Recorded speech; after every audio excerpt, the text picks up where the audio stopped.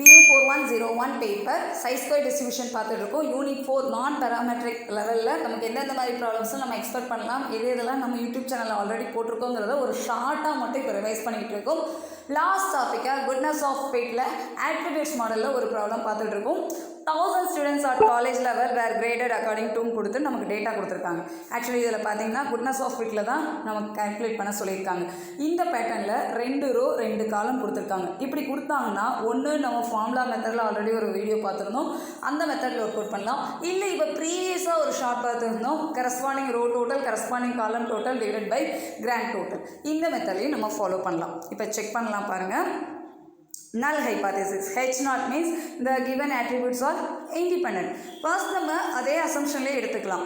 Alternative hypothesisனா இதுக்கு ஆப்போசிட்டாக எடுத்துக்கோங்க. are not independent. Level of significance alpha equivalent to 0.05. அடுத்து DF ஓட வேல்யூ R-1 S-1. இது எடுத்து ஒர்க் அவுட் பண்ணால் நமக்கு ஒரு ஆன்சர் 1. ஆர்னா ஒன்றும் இல்லை, நம்பர் ஆஃப் காலம்ஸ், எஸ்னா நம்பர் ஆஃப் ரோஸ். இதுக்கு ஏற்றபடி நீங்கள் எடுத்து எழுதி சப்ராக்ட் பண்ணி மல்டிப்ளை பண்ணிக்கோங்க. Table value chi square equal to 3.841. Test statistics chi square equal to sigma O minus E whole square divide by E. இப்போ ஒன்று நம்ம ஃபார்முலாவில் ஒர்க் அவுட் பண்ணலாம், பட் இது எல்லாமே 3 டிஜிட்டாக இருக்கா, மல்டிப்ளை பண்ணால் நமக்கு 6 டிஜிட்டாக மாறும். ஸோ கொஞ்சம் லென்த்தியாக போகும். அதுக்கு நம்ம செகண்ட் பார்த்து இந்த மாடல்லே ஒர்க் அவுட் பண்ணிக்கலாம். Expected frequency corresponding row total into column total divide by grand total.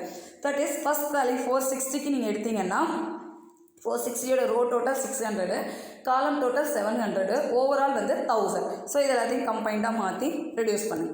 இதே மாதிரி 140, 240, 160 மொத்தம் 4 டேட்டா இருக்குது. 4 டேட்டாவுக்கு தனித்தனியாக ஒர்க் அவுட் பண்ணுங்கள். இப்போ கிடைக்கிற ஆன்சர் தான் எக்ஸ்பெக்டட் வேல்யூ. கண்டிப்பாக கேல்குலேஷனில் ஒரு தடவை எழுதி பார்த்தீங்கன்னா உங்களுக்கு இன்னும் ஹெல்ப்ஃபுல்லாக இருக்கும்.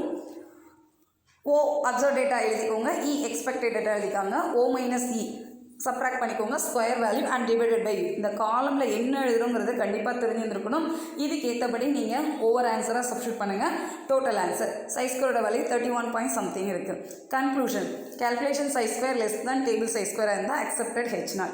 இந்த ப்ராப்ளத்தில் கேல்குலேஷன் வேல்யூ நமக்கு 31 பாயிண்ட் சம்திங்கில் இருக்குது, பட் டேபிள் வேல்யூ 3 பாயிண்ட் சம்திங்கில் தான் இருக்குது. ஸோ கண்டிஷன் ஃபெயிலியர் ஆகுது. அப்போ H0 அக்செப்ட் ஆகாது. அதுக்கு பதிலாக ஆல்டர்னேட்டிவ் ஹைபாத்திசிஸாக கோட் பண்ணது அக்செப்ட் ஆகும். இந்த attributes IQ as economic conditions are not independent. அதான் ரிஜெக்ட்டுங்கிறப்ப H0 நமக்கு சாட்டிஸ்ஃபை ஆகலை, அப்படிங்கிறப்ப H1 ஆட்டோமேட்டிக்காக அக்செப்ட் ஆகும். இவ்வளோ தான் ப்ராப்ளம். ஸோ இந்த ப்ராப்ளம் 1 or 2 டைம் நீங்கள் ரீட் பண்ணாலே நமக்கு ஈஸியாக ஒர்க் அவுட் பண்ண முடியும். ட்ரை பண்ணுங்கள்.